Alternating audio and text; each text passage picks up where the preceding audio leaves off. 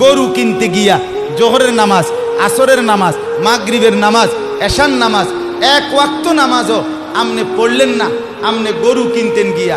আবার কোরবানির দিন আড্ডি কোবাইতেন গিয়া আমনে জোহরও পড়লেন না, আসরও পড়লেন না, মাগরিবও পড়লেন না।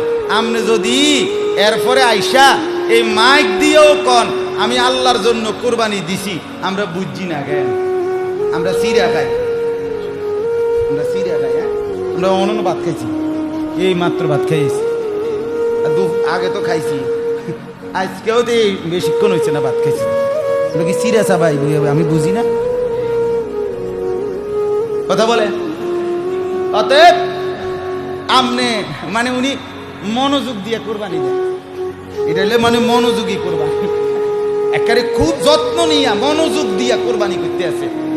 জোহর আসর মাগরিব এটি তো আইয়ে যায়, বোঝেন নাই কথাটা? এটি তো কত শনিবার কত রবিবারে কত জোহর কত আসর আইসে গেছে। আমি এই